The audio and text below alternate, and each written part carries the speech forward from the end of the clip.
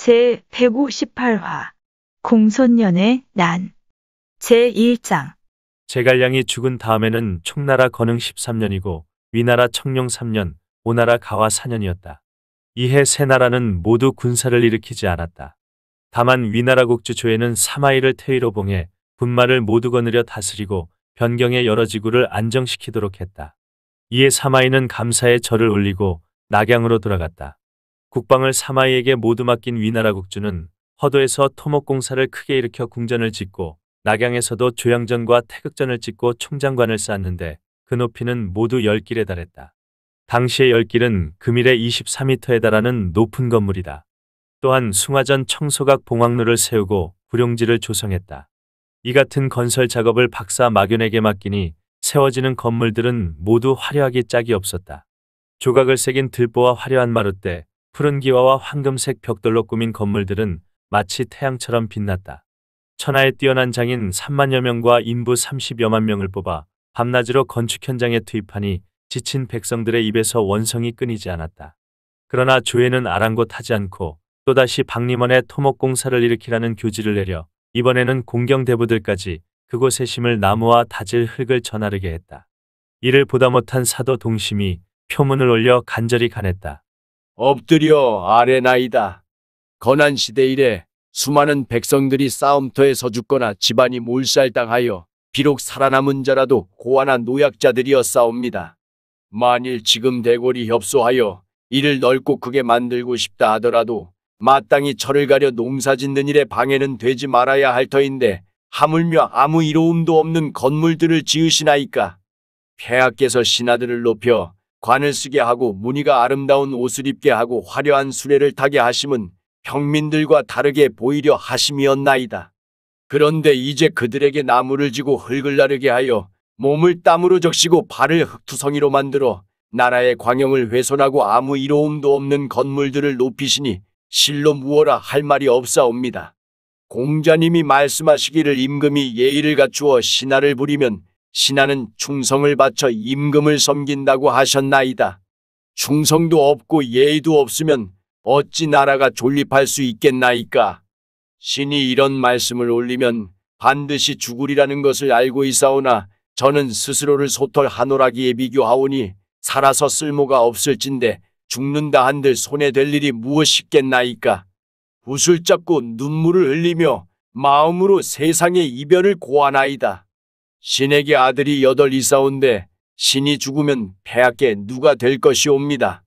몸이 떨림을 이기지 못하여 어명이 도착하기만을 기다리나이다. 표문을 읽고 난 조에는 화를 내며 소리쳤다. 동심은 죽음이 두렵지 않다는 것이냐? 좌우 사람이 그의 목을 베라고 주청하니 조에가 말했다. 아니다. 이 사람은 평소 충의가 있던 자이니 일단 관직을 삭탈하고 평민으로 만들라. 또다시 이런 망언을 올리는 자가 있으면 목을 베리라. 이때 태자의 가신 가운데 이름은 장무, 자를 언제라 하는 이가 있었는데 그 또한 표문을 올려 간절히 간하니 조에는 이번에는 그를 용서하지 않고 처형하라는 영을 내렸다. 그리고는 건설 책임자인 마견을 불러 물었다.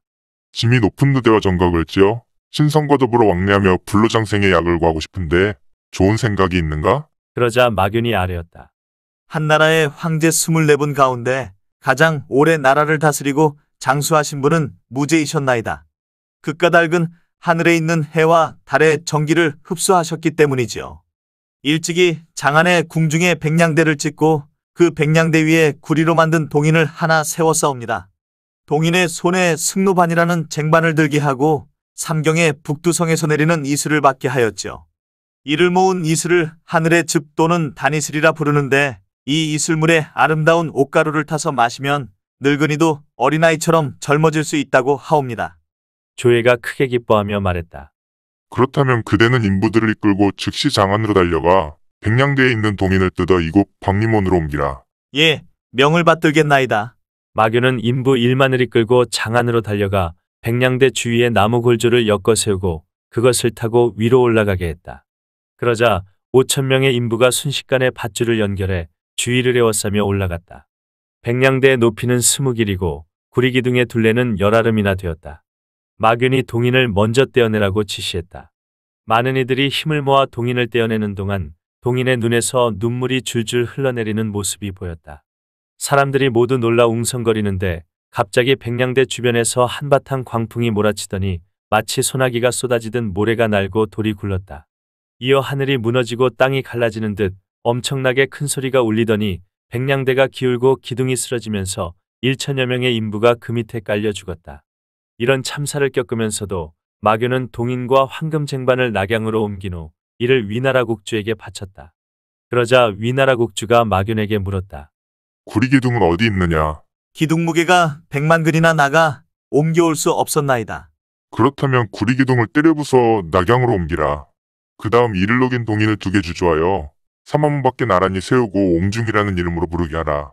또한 구리로 용과 봉황을 만들되 용은 높이가 4길, 봉황은 높이가 3길이 넘게 주조하여 함께 궁전 앞에 세우라. 더불어 상림원에 기이한 꽃과 나무를 심고 진귀한 새와 짐승들을 기르라.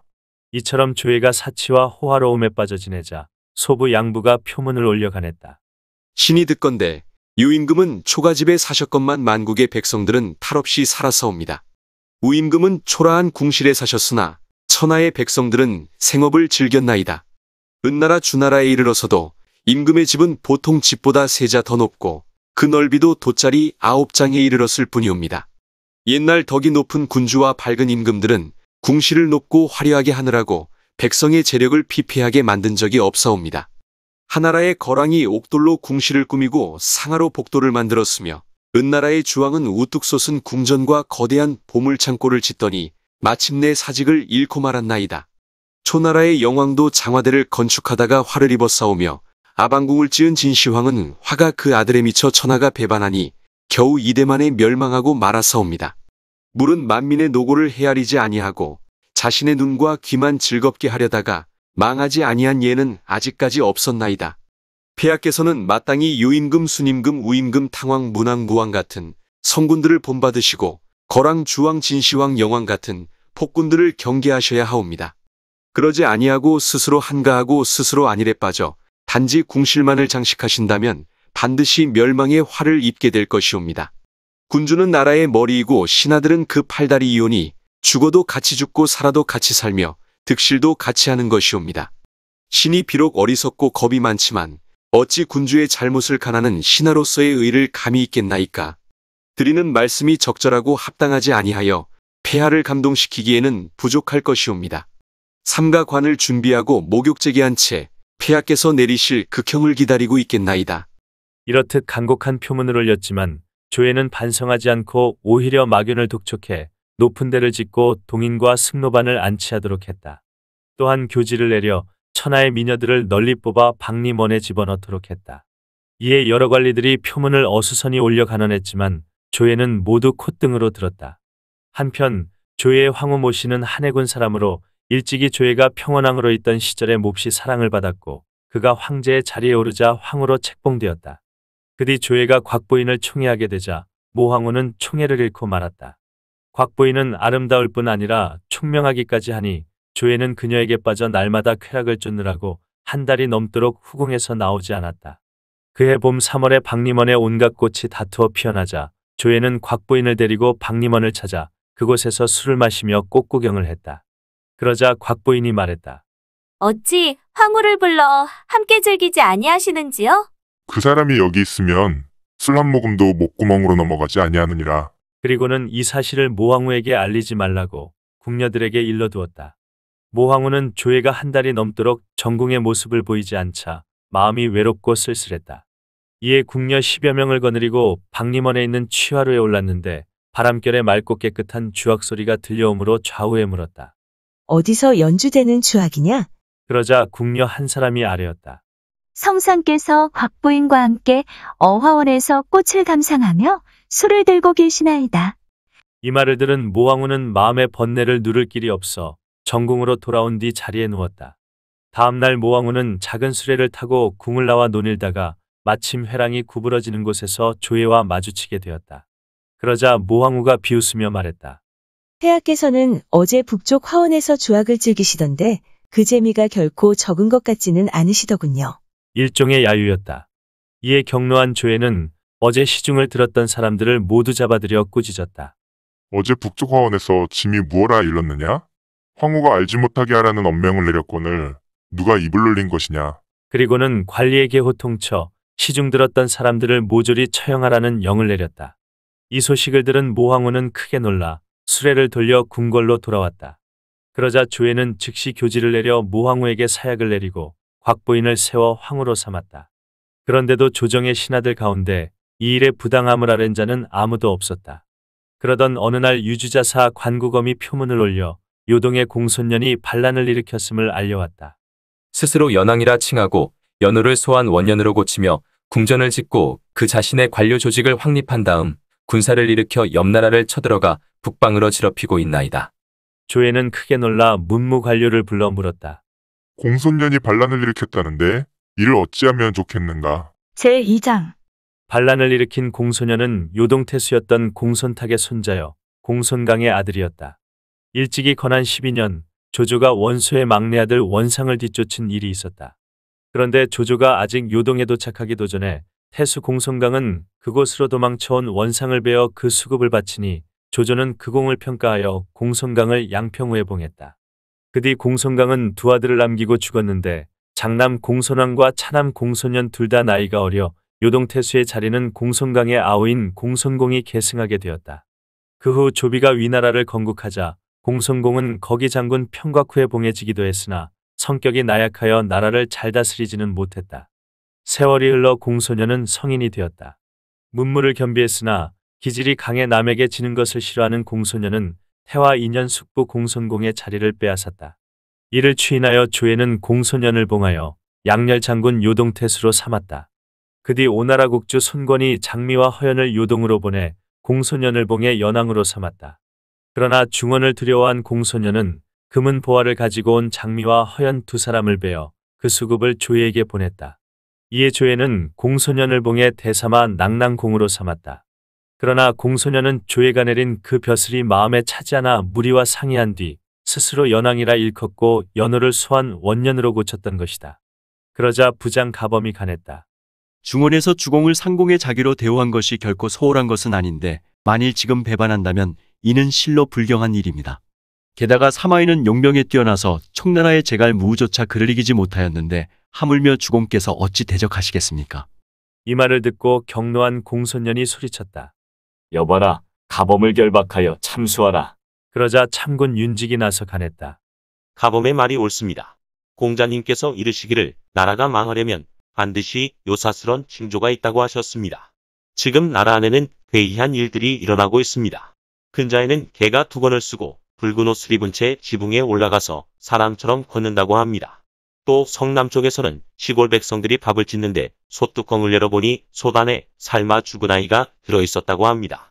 양평의 북쪽 저작거리에서는 갑자기 땅이 꺼져 구멍이 하나 생기더니 그 속에서 고기 덩어리가 솟구쳐 나왔는데 둘레가 수척이나 되고 그 머리와 얼굴은 눈, 귀, 코를 모두 갖추었으나 손발만 없더랍니다.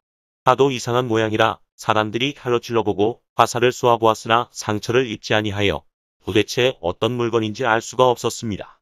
점쟁이가 점을 쳐보더니 형체는 있는데 완성되지는 않았고 입은 있는데 소리가 없구나. 나라가 멸망하려니 이런 형태가 나타난 것이라고 하였답니다. 이렇게 세 가지 모두 상스럽지 못한 징조이오니 주공께서는 마땅히 불길한 일을 피하고 길한 일을 좇으시며 경거망동하셔서는 아니 됩니다. 이 말을 듣고 경노한 공소년이 좌우에 소리쳤다. 윤직을 결박하여 가범과 함께 저작거리에서 목을 베라. 그리고는 대장군 비연을 원수로 삼고 양조를 선봉장으로 삼은 뒤 요동의 군사 15만을 일으켜 중원으로 쳐들어갔다. 제3장. 요동군의 움직임을 본 변방관리가 위나라 국주 조회에게 이 사실을 알렸다. 크게 놀란 조회는 사마이를 조정으로 불러 물었다. 공손년이 15만 대군을 이끌고 중원으로 쳐들어오고 있다니 이를 어찌하면 좋겠어. 그러자 사마이가 대답했다. 너무 염려하지 마소서. 신의 휘하에 있는 기마병과 보병 4만으로도 적군을 좋게 격파할 수 있사옵니다. 하지만 경의 군사는 적은데 갈 길은 머니 빼앗긴 땅을 수복하기 어려울까 걱정이구려. 싸움의 승패는 군사의 많고 적음에 달린 것이 아니라 기이한 계책과 지모를 어떻게 쓰느냐에 달려 있사옵니다. 신은 폐하의 홍복에 의지하여 반드시 공소년을 잡아 폐하께 바치겠나이다. 경이 보기에 공소년은 어떤 움직임을 보일 것 같소? 만일 공소년이 성을 버리고 미리 달아난다면 이는 상책이었고 요동을 지키며 대군을 막는다면 이는 중책이옵니다. 만일 양평에 앉아 지키기만 한다면 이는 하책이오니 반드시 신에게 사로잡히고 말 것이옵니다. 원정길은 얼마나 걸리겠어? 사천리 길이니 가는데 100일, 치는데 100일, 돌아오는데 100일, 휴식에 60일. 좋기 1년은 걸릴 것이옵니다. 그 사이 오나라나 총나라에서 쳐들어오면 어찌하오? 신이 이미 대책을 마련해 두었으니 폐하께서는 근심을 거두소서. 이에 조회는 크게 기뻐하며 말했다. 그럼 즉시 군사를 일으켜 공소년을 토벌하러 가시오. 예, 그리하겠나이다. 사마이는 조회를 하직하고 성을 나갔다. 그리고는 호준을 선봉장으로 삼아 선두부대를 이끌고 요동으로 가서 군영을 세우도록 했다. 이 같은 소식은 척후병에 의해 나는 듯이 공소년에게 알려졌다. 공소년은 원수 비연과 선봉장 양조에 계명하여 군사 8만을 나눠주며 군사를 요대에 주둔시키도록 했다. 그리고 20여리에 걸쳐 해자를 파고 나뭇가지를 사슴뿔처럼 얼기설기 엮은 목책을 설치케 하여 삼엄한 방어태세를 갖추도록 했다. 선봉장 호준이 사람을 시켜 이 같은 적진의 동향을 알리니 사마이가 웃었다. 적군은 싸울 생각은 하지 아니하고 시간을 끌어서 아군을 지치게 할 속셈이구나. 내 생각에 적군의 태반은 이곳에 와 있으니 그 소굴은 텅 비어 있을 것이다. 그러니 이곳을 버리고 곧장 양평으로 달려가는 것이 낫겠다. 그러면 적군은 반드시 그곳을 구하러 갈 터이니 도중에 기습한다면 틀림없이 승리를 거둘 것이다. 그리고는 군사를 지휘하여 새길을 따라 양평으로 나아갔다. 이때 요동군의 비연은 양조와 작전을 짜고 있었다. 위군이 쳐들어와도 나가 싸우지 맙시다. 저들은 천리를 오는 것이니 군량과 말먹이 풀의 공급이 원활하지 못하여 오래 버티기 어렵고 군량과 말먹이 풀이 떨어지면 틀림없이 퇴각할 것이오. 그들이 퇴각하기를 기다려 기습한다면 사마이를 잡을 수 있어. 지난날 사마이가 촉군과 대치할 때 나가 싸우지 아니하고 위수 남쪽 기슭을 굳게 지킴으로 공명이 끝내 군중에서 죽고 말았소. 우리도 오늘 그 방법을 써야겠소이다. 우리가 공명의 적을 토벌한다면 그 또한 유쾌한 일이 아니오? 두 사람이 그런 이야기를 나누고 있는데 갑자기 급보가 날아들었다. 위군이 남쪽으로 가버렸습니다. 이 말을 들은 비연이 크게 놀라 말했다. 양평에 아군이 없는 것을 알아차리고 저들은 우리 본령을 습격하러 간 것이오. 양평을 잃으면 우리가 이곳을 지켜도 아무 소용이 없소이다. 그리고는 즉시 군영을 거두어 양평으로 떠났다. 척후병이 이 같은 소식을 알리자 사마이가 웃었다. 하하, 내 계책에 걸려들었구나. 그리고는 하우페와 하후이더러 각각 한 무리의 군사를 이끌고 제수의 강가에 매복하라는 영을 내렸다. 매복해 있다가 요동군사들이 도착하거든 양쪽에서 일제히 뛰쳐나오라. 두 사람은 계책을 받고 떠났다. 어느새 비연과 양조가 군사를 이끌고 오는 모습이 보였다. 한 차례 포성이 울리더니 양쪽에서 북을 두드리고 깃발을 흔들며 왼쪽에서 하우페가 오른쪽에서 하후이가 군사를 이끌고 일제히 달려나갔다. 그러나 비연과 양조 두 사람은 전혀 싸울 마음이 없는지 길을 뚫고 달아나기만 했다. 수산까지 달아나다가 마침 공소년의 군사와 마주치게 되었다. 이에 군사를 한데 합친 뒤에 말머리를 돌려 위군과 다시 맞붙게 되었다. 비연이 말을 타고 나가 꾸짖었다. 적장은 속임수를 쓰지 마라. 내 어찌 나와 싸우지 아니하는 것이냐. 이에 하우페가 칼을 휘두르며 비연에게로 달려나왔다. 두 사람이 맞붙어 몇 합 겨루지도 않았는데 비연이 하우페의 칼에 맞아 말밑으로 떨어지자 요동군은 큰 혼란에 빠졌다. 하우페가 군사를 휘몰아 덮쳤다.